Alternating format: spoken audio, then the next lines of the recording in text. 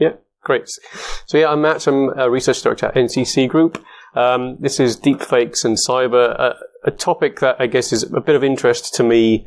I'm looking to explore what the implications are for deep neural networks and specifically fakery in the context of cybersecurity and how it might impact our industry. So I'm just going to explore that topic today more as a sort of bouncing ideas around and trying to stimulate some thought and discussion in this space.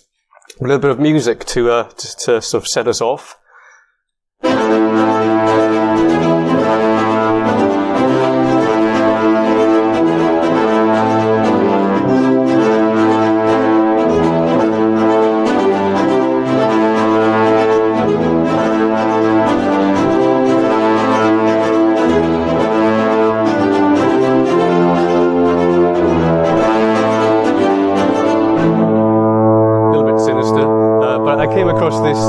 While I was researching this talk, and this is by this company called Ava, and it's AI music generation. So I thought, in the whole sort of concept of fakery and fakeness, I stuck that in, and that was literally you log in, you click what type of music style you want, press a button, and the AI just generates your fake music, which is quite interesting.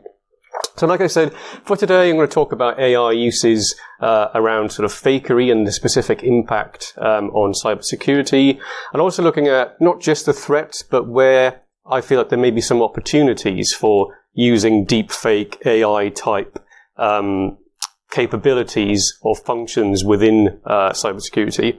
And then, like I said, I want to sort of explore what we need to do to combat some of the threats, and also, how we can benefit from the opportunities that might be there.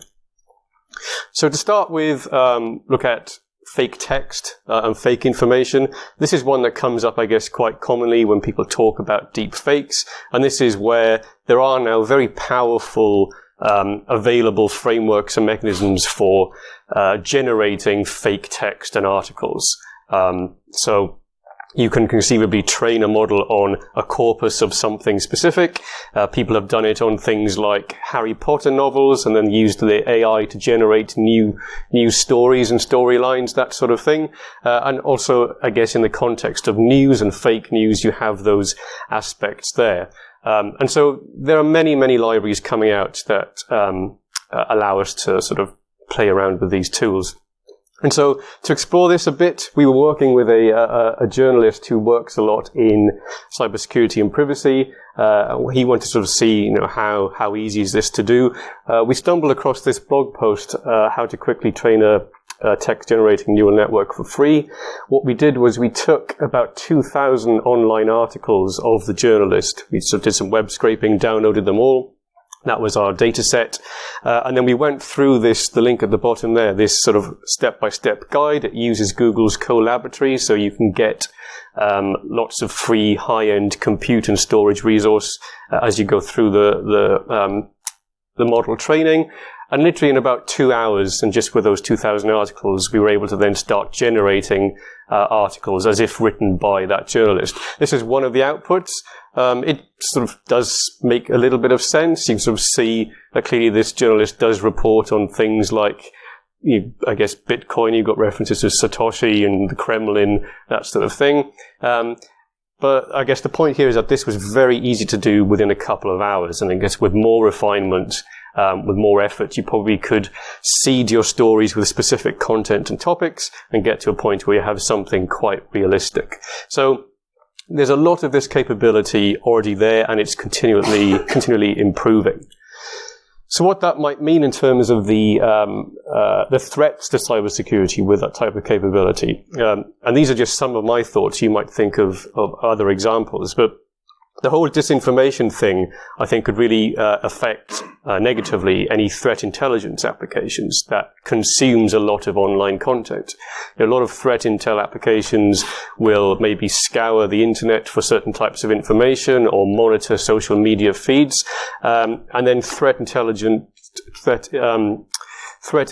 workers might do actionable things based on that intelligence. So if that intelligence is wrong, it's misinformation, disinformation, that could severely impact on whatever the objectives are of the threat intel analysts.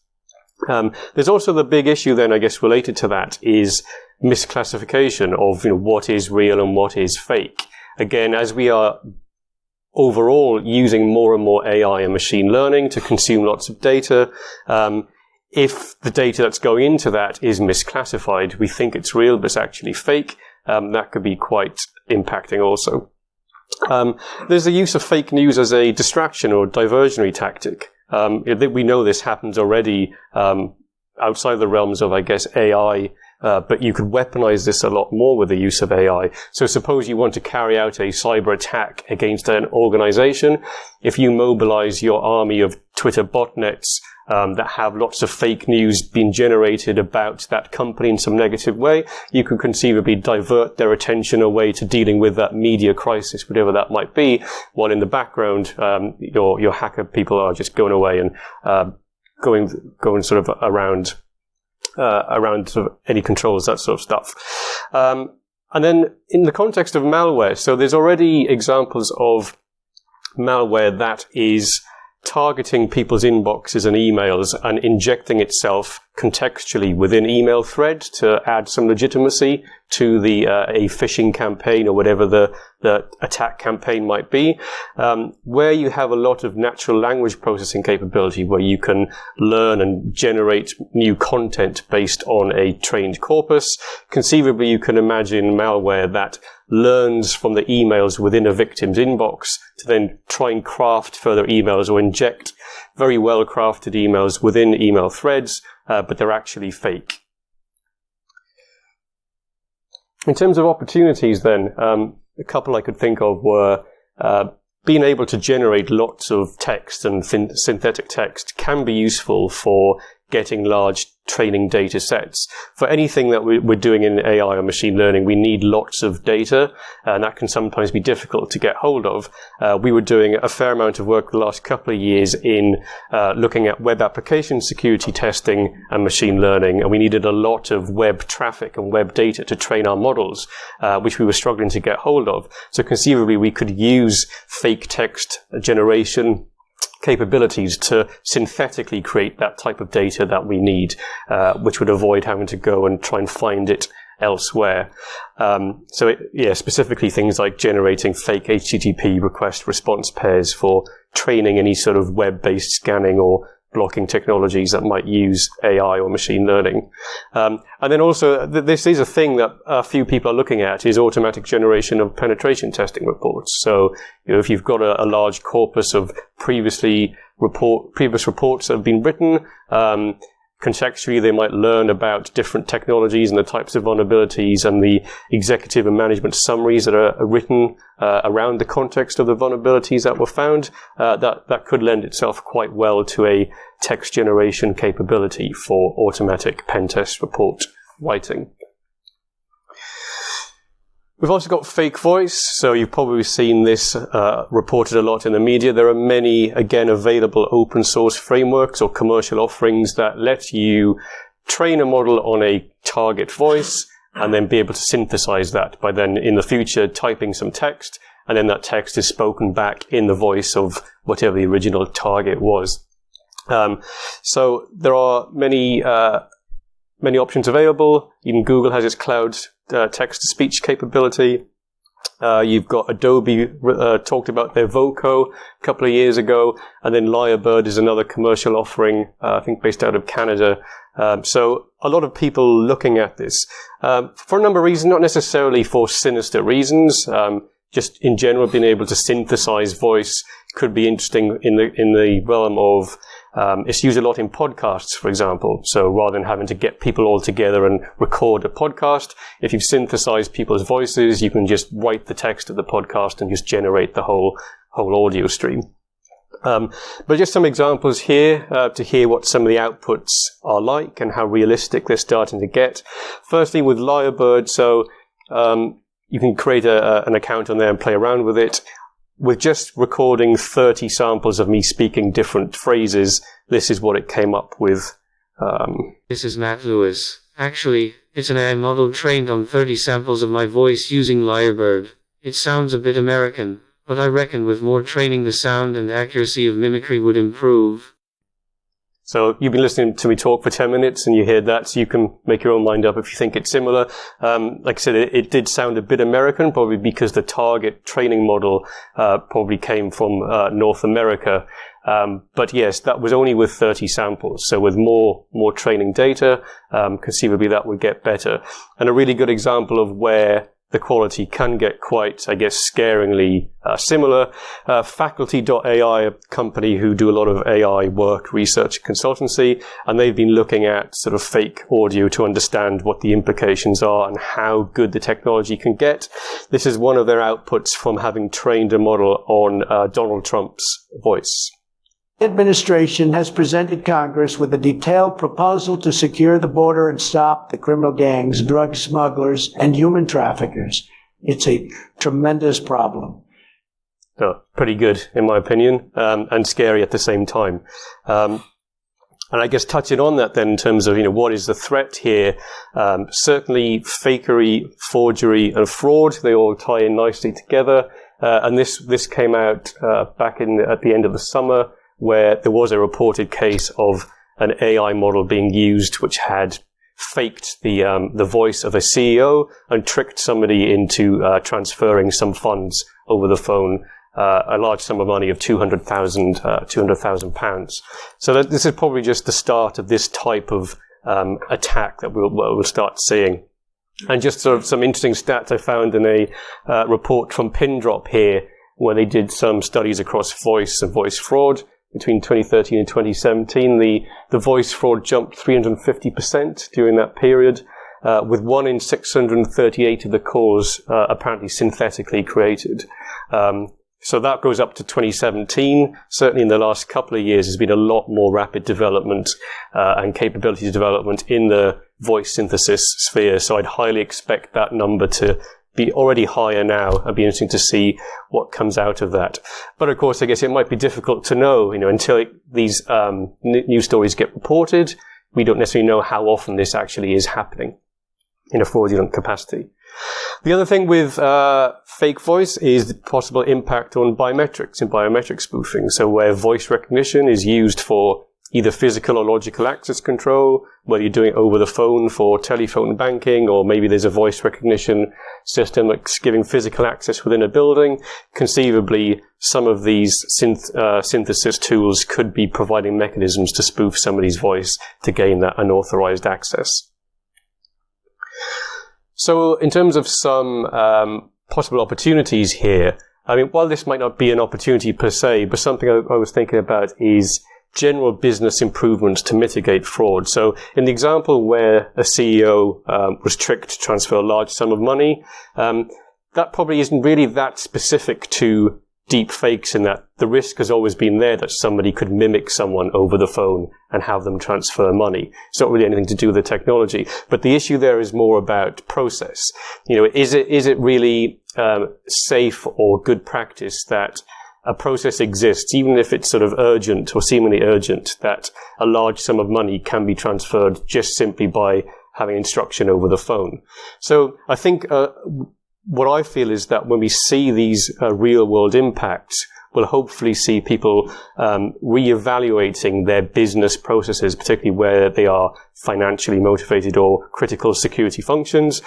Maybe that will present a need for more face-to-face or physical geopresence of people when they're doing those sorts of transactions, because we can't necessarily trust anymore whether we are actually speaking to the person we think we are over the phone. And even things like the two-person rule for high-end transactions. Maybe we have to have 2 or even more people involved to sign off a transaction, which will minimize the likelihood of abuse or fraud in this domain. And then also an advantage, so where we are seeing more use of voice biometric systems. Those are also based on AI type approaches rather than more simple pattern matching. We could maybe use these techniques to train, again, synthetic data sets, to get large data sets to train and refine the accuracy of voice recognition models. So that could be a positive application there. Fake faces and video. This also gets a fair amount of coverage, and there's been some great, developments here in terms of the impressiveness of the output. again, there are many sites that do similar type stuff. You might have seen this person does not exist.com. Every time you visit it, it sort of refreshes the page and gives you an image of a person. This is a completely fake person that's been generated by an AI. And yeah, I guess to that, I've got a quick little game for us to play, real or fake. So, feel free to shout out, real or fake.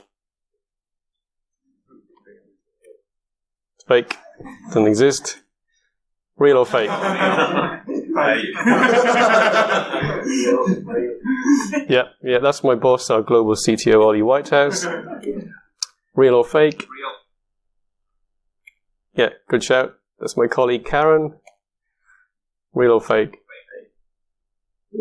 Seem to know that very well. Yeah, that's fake. Real or fake? It's fake.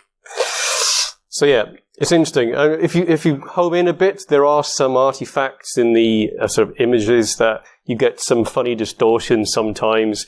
There are some weird effects on the teeth, but this will improve again over time with refinement and with some image editing and filters. You could probably get rid of that quite easily. So this is very interesting to me, and I think we will see a lot of this in the social engineering context, in the whole thing around generating fake profiles, social media profiles. Just adding images helps add some legitimacy. Historically, people have used images of other people when creating fake profiles, but that sometimes you get caught out in that because, the real person does exist and they might find out and then they report it. But being able to use fake images, there's no impact in that sense. So conceivably, we will start seeing more profiles like this. So we can give a present to our chap. We call him Keith.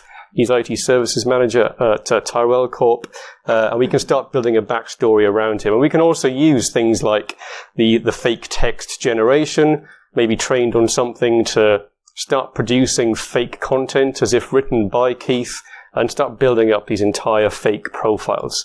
That might be very hard to distinguish between real and fake. And then in the video space, so there's incredible developments here in the whole deepfakes community. So this is Christian Bale and Tom Cruise. I don't know which one was the original, which one was the wrapped round deepfakes, but this is showing that with some capability you can map somebody else's face onto an original one with some quite good results. Again, there are many frameworks available to do this sort of thing. This is DeepFace Lab. A lot of them even now have pre-compiled Windows binaries to make it very easy. This is the Zao app that was released in China not too long ago, and it went quite viral because it quite quickly allowed you to map your face onto your favorite movie, so you start starring in that movie. So for the cost of just a few dollars, probably this is now capability within one smartphone. So we are going to see quite a big impact here. In terms of the threats, fraud again, I guess.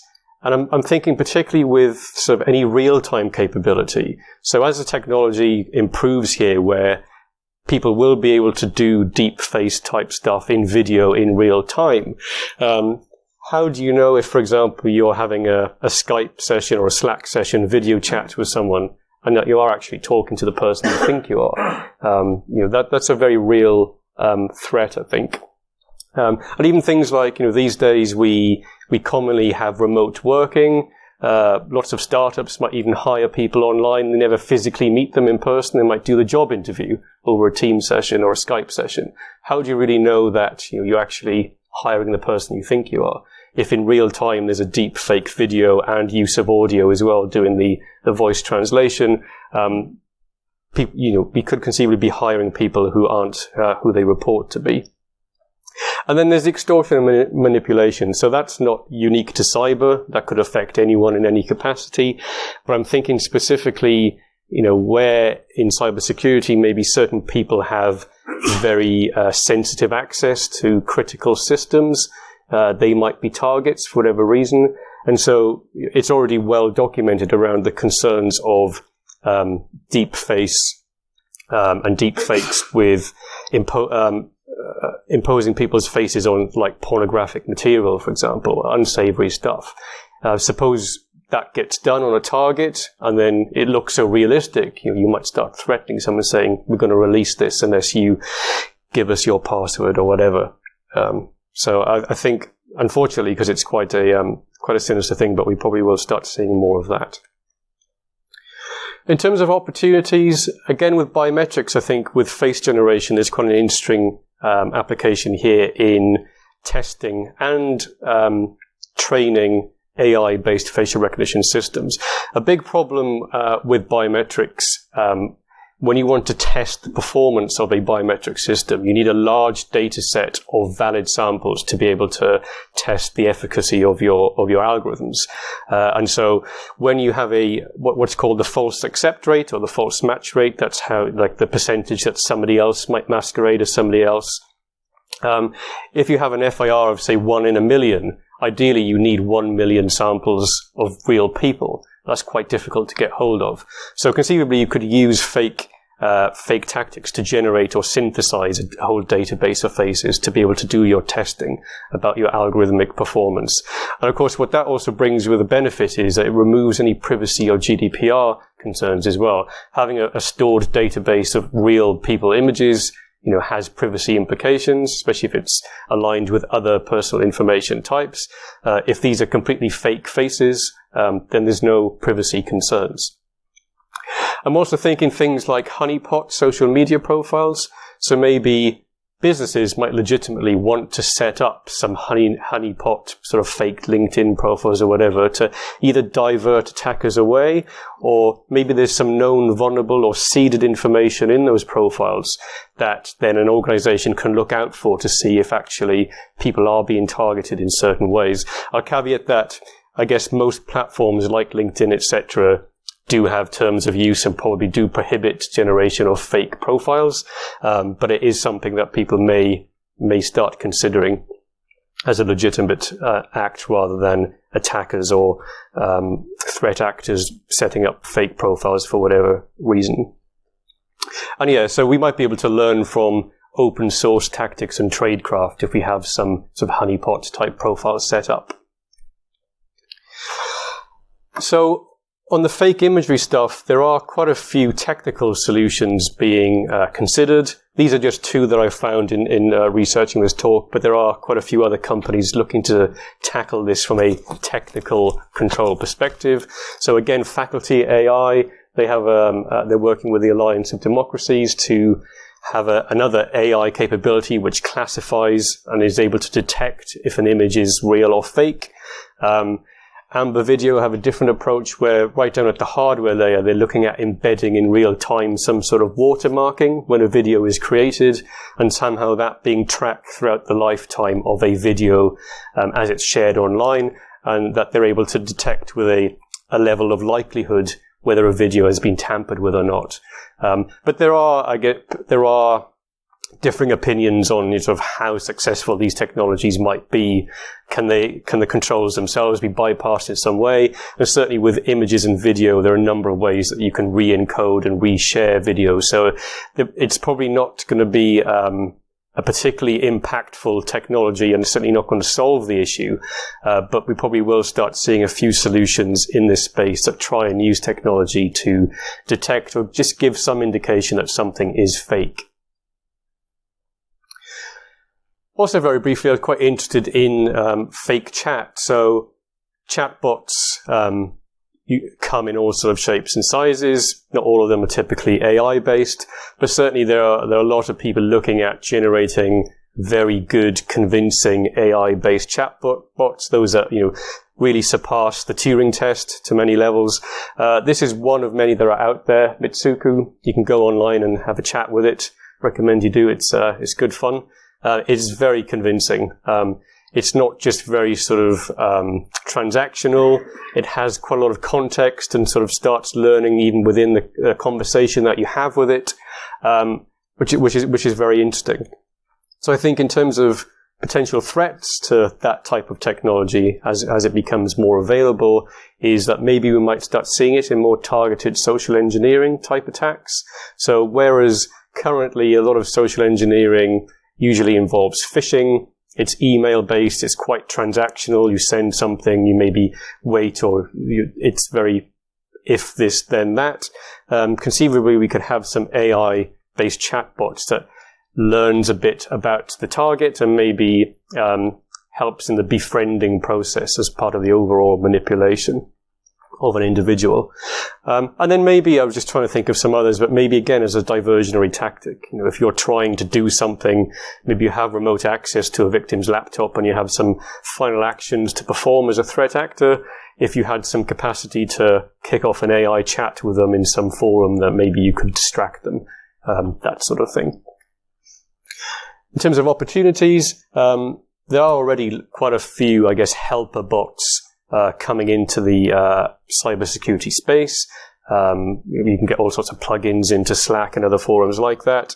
But I think we probably will see more AI helper bots in the realms of things like SOC event analysis, incident response, and so maybe some general helper type functionality during penetration tests where the bot is learning from your tool output the types of things that you're doing, and you can work with it and vice versa in suggesting other things to try during your penetration test. This is something from Endgame. This isn't AI based, I don't believe, but they have this product or service called Artemis where you can do things like you can ask it, have you seen any ransomware alerts in the past 24 hours? That sort of thing. So I can imagine that type of functionality with some AI capability creeping into our space where we have helper bots that we can converse with in a more natural way when we're trying to do SOC analysis, incident response, that sort of thing. So, I guess overall, if we look at all of the techniques that we just talked about, the text synthesis, the facial stuff, the voice, we can conceive, a lot of threats there, fundamentally in the social engineering space. So a lot of the fakery does help us add some seemingly more legitimacy to a campaign. It might make it that much more harder to spot as something that is fake or a phishing or a social engineering attempt. The bot to the chat-based thing can add some more interaction, and like I said, takes us away from the more transactional, classical email-based approach. We might use AI to learn on a target's online presence to customize content. So, if we want to try and target content against an individual, we could use text processing and natural language processing to learn about what that person does and talks about in their social media online and use that to target them with content that's likely going to be of more interest to them. I talked about natural language processing. You can also use that to quite good effect for personality trait analysis, which I'll come on to in the next slide. And then conceivably, there could be an AI automation or an execution of an entire social engineering or phishing-based campaign. Bringing all of these techniques together, you can conceive that eventually there might be just a click of a button and there's pretty much AI running an entire campaign. So we talked about blackmail, the threat to releasing fake content, but looks real. I think we will see more examples of that. Potential biometric bypasses affecting a few different biometric types. Fraud, as we mentioned. And then again, yes, threat intel, us knowing as maybe threat intelligence analysts what's real and what's fake and what actions are we performing made on the data that we're receiving and looking at. And I guess overall, people with a big online presence are probably more at risk in this realm, whether they're public figures, celebrities, or if as individuals we happen to be quite prolific in our social media use. The more information and imagery that we're putting out there about ourselves is probably making us more at risk, or putting us more at risk rather, to potential manipulation in the whole realm of fakery.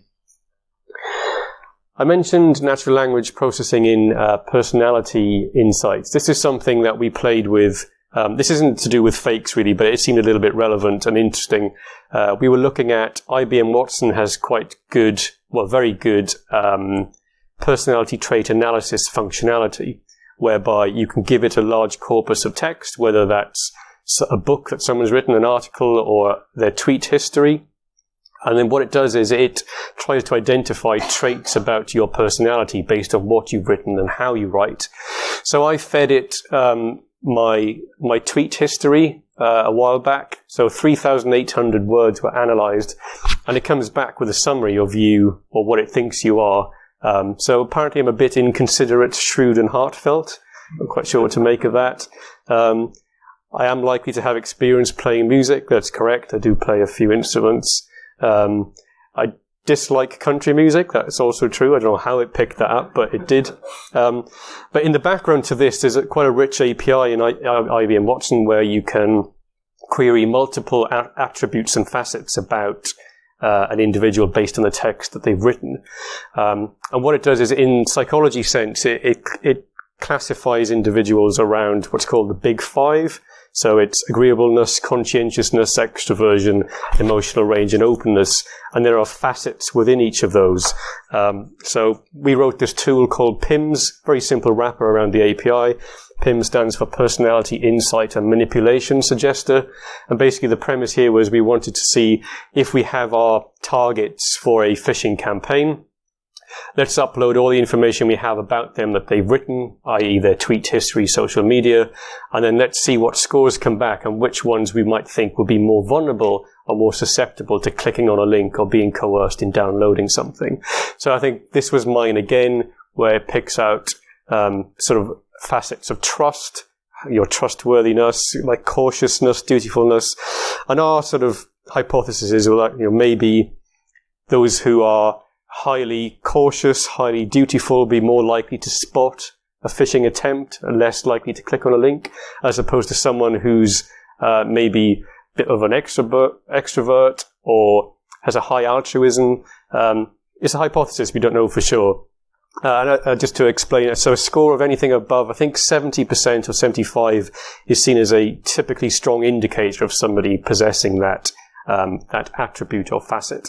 So we're going to do another research project here where we look to see whether there is a correlation between the number of people who are coerced into clicking on something or downloading something based on our analysis of their personality traits.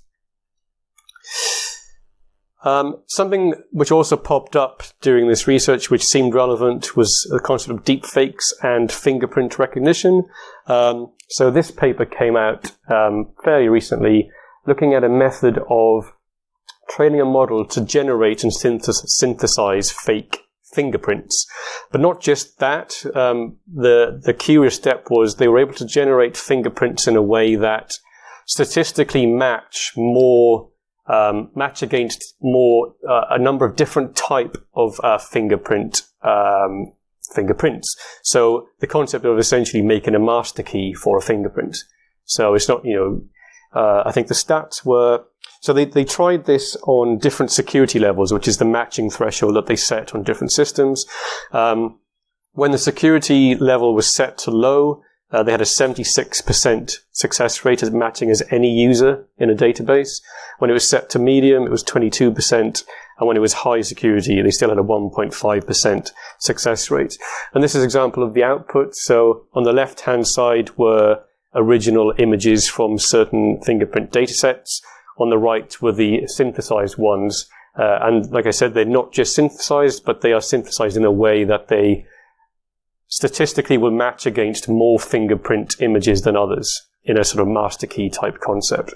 So we're looking to see if we can take this to a proof of concept we have an ongoing biometrics research program where we have a capability, and this is well documented, others have done it as well, to take 2D or latent images of fingerprints, etch them into printed circuit board, PCB copper, to get your mold, and then using different filling agents. We've had great success with PVA glue to create the fake fingertips. So we're looking to see whether we can generate the master key fingertips and take them through to a workable 3D artifact to unlock people's phones, for example, just to understand what the real risk might be there.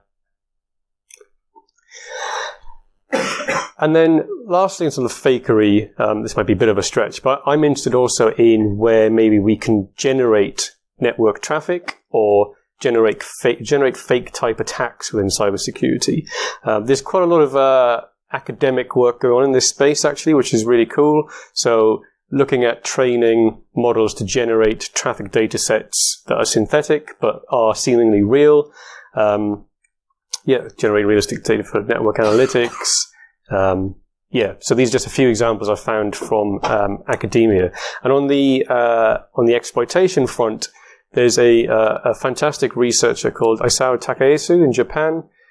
He's been doing a lot of work on using AI in penetration testing. He's come up with this framework called DeepExploit, which hooks into Metasploit, and it uses a number of techniques to do, I guess, automated pen testing across a network using AI and machine learning. And it claims that the abilities automatically does all of those things to a degree, including the intelligence gathering, the threat modeling, right through to post-exploitation and reporting. And in a web application testing sense, we did a research project the last couple of years, which we blogged about in a 10-part series on our website, where we were looking at different machine learning and AI techniques applied to web application security testing specifically. And we had some gains there, but that's an ongoing research thing also. But I get what my point here was that there are already elements of capabilities that generate or synthesize fake network traffic or data and or use AI to do actual penetration testing. In terms of the threats there, as with any tool, I guess, that gets generated within our industry and then released, there is the conceivable possibility that AI-driven pen test tools and frameworks might suddenly provide that capability to lower skilled people. If they are very point and click and off they go. Fake network packet captures, because there are a number of researchers that can generate entire PCAPs. If an attacker can maybe inject those or create those at a certain part within a network, maybe they could use that to deceive or mask their penetration testing activity. Similarly, if they can generate network traffic in a fake manner, that might be used to confuse or frustrate SOC analysts and incident responders, and again, maybe used as a diversionary attack. If they're already in on a network and want to have some objectives, maybe they can redirect people through some fakery and start triggering some alerts which aren't actually real. And there could be a negative impact on the penetration testing market in the manual sense. AI will keep creeping into the space, being bolted on to existing more static-based vulnerability scanners. That could be a risk to our industry, conceivably, if the efficacy and the efficacy of those products or systems actually becomes very good. Having said that, though, I guess you could see that as an opportunity as well. So even if we do get to a point where we have very good AI-driven penetration testing tools, that might just allow us as the manual testers to focus on the more complicated problems, those that don't lend themselves well to being tackled by AI and machine learning. So it might just push us more into that highly specialized space. It is great for creating much needed anonymized data sets of packet captures. Again, within cybersecurity, there's a growing use and application of AI and machine learning in network threat detection. And again, to train those models, you typically need a lot of data. And sometimes getting hold of that data is very difficult. But if we can synthesize it in some way, in a way that is pretty much realistic or indicative of what real world might look like, that could be a quite a powerful and quick capability to help us ramp up the training of those models. And it could be used in sort of testing SOC capabilities. So rather than having to rely on human-based activity to do sort of red, purple team type activities, if we have an AI that can do that, that might lend itself well to SOC training, to look for, where there are any gaps in knowledge or capability. So some concluding remarks, I guess, overall. Deepfakes and AI fakery, I think, will have a growing impact on cybersecurity. And like I said, I was just keen to explore what that impact might be, and you might have many other ideas, but it does feel like it's going to creep into our space, and it sort of is here already in some capacity. And while there are some opportunities, they do seem a little bit more outweighed by the threats. The general indistinguishability of real versus fake is a big problem across the board, but particularly in cybersecurity, if we can't distinguish between events or profiles or whatever it is in terms of what's real and what's fake, that could be quite impacting. So I do think it is our duty in cybersecurity to ensure the integrity of data that we use and process, and specifically the correct classification of that data. What's real and what's fake. And that includes, proper verification of data sources and, the credibility of data sources. Where are we taking our data from? Can we trust it? Is it believable? And is it properly classified? Because the risks of getting that wrong could be severe if we're then feeding that data into other AI-based systems in a misclassified manner. So in terms of ethics, legislation and regulation, there are things happening here, which is great. There's a lot of discussion in the ethics space. I know in the US, they're looking specifically at legislation and regulation around sort of deepfakes, particularly within video. And that's all great, and that will help, I guess, be a deterrent to, I guess, the curious individual, and also probably curb any potential abuse by large corporations. However, attackers don't necessarily have ethics, and attackers do typically break the law. So while it is good that ethics legislation and regulation is happening and will happen, it's not a deterrent. So we still need to look at other things here. And it may need, I guess, more of a radical approach, but we may need a complete redesign of how we create, use and share data online. And this is quite fundamental to the proposal of Solid, if you might have heard of. This is Sir Tim Berners-Lee, his sort of view of where the web needs to go and how it needs to be re-architected, which is all about putting content generation and control over personal data into pretty much fully in control of the individual. But it requires quite a restructuring of how data is shared around the web and how it's revoked, that sort of thing.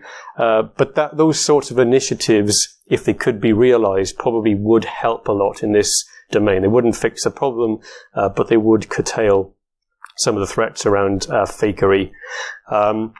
And yes, just general improved use and implementation of sort of root of trust. When data is generated, I am interested in that concept I mentioned around where digital watermarking is used at the creation point of content, how we can do that more with a binding of that to an identity and an individual to validate, who created content, when and why, and then the traceability of the provenance as well, and the guarantees around that.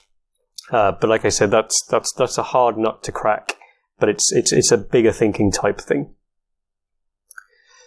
So that's all I wanted to go through, really. And like I said, it was just some thoughts and musing more than anything. But I am keen to understand early on what the implications could be for us in our industry in terms of threats and opportunities. And I'll gladly take any questions or comments or ideas. Yes. Would techniques like Solid and improving root of trust interact with anonymity and the need for whistleblowing and things like that, where if not every mobile phone is uniquely fingerprinting everything it ever captures, how do people then create intentionally anonymous but still trusted pieces of information? Yeah. So the question was, with concepts like Solid, how can you still achieve elements of anonymization in content creation? Don't know. It's a tough one. Yeah. Maybe you can't. Sure. But then if it gets built into everything, yes, we need the trust, but we also have to allow I think it would be good if people were able to cope with accepting untrusted data rather than having to guarantee that all data was always trusted. Yeah. Yeah, I agree. The volume of fakery and the ability to fake is so vast, and I think trying to pigeonhole it with accuracy is going to be very difficult. Yes. With the fake voice, how do developed this technology, say, is it technology out there for doing real-time analysis of a voice coming in? I'm thinking of something voice acting and things like that, where you can actually in real time analyse a voice coming in and then give us a match with likelihood for, say, how it matches with a customer or how it matches with a CEO or something like that. Is that sort of on the market? So the question is about the real-time aspects of voice analysis, and so there are capabilities to do real-time stuff, but it's more around the likelihood of that being convincing is less because you don't have too good a sample set that you've trained on. I think there was another aspect to your question around having the ability to check against other voices in terms of, does this voice match with a certain individual? I'm not aware of something that exists for that specific use case, but I do think that the technology is already there that you could create what you just talked about.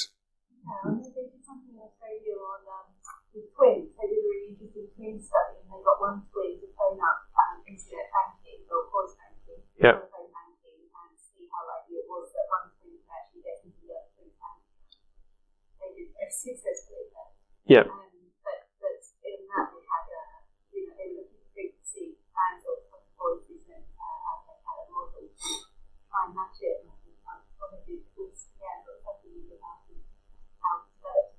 Yeah, always interesting. Yeah, I'm sure we will see a lot more applications in that space. Anything else? As for the fake faces in videos, would it be possible to create, well, actually to actually find out if the person is using a fake AI-driven application to impersonate someone's face, with like identifying the latency delays or the camera views, if it's not a 360 degree, if the person has in front of the camera, like goes on the right side and goes out of the camera's field of view, wouldn't that distort the image and identify the way? Yeah, so the question was, will there be ways to detect, if an image has been imposed and if it is a deep fake or not? I mean, there are a number of approaches to this. So the one I mentioned where people are developing classifiers where they are training on bad examples or examples where it is known fake. So there may be ways to detect it that way. But yes, also there might be more simpler methods to look at frame by frame, whether something actually doesn't match or look legitimate. But I guess that will probably work for those very quick and dirty applications. Even where you have that capability in an app, I imagine it's not brilliant. But if you have a full-on framework and you have a very good quality, rich image set from all angles of your victim, I think you probably will be able to create something quite convincing. So a lot of it will come down to how much good quality original data was available to create the deep fake and then generate the video. Yes? How many election cycles do you think we are away from having synthetic complement? Pass. I mean, it might be there already, right? So...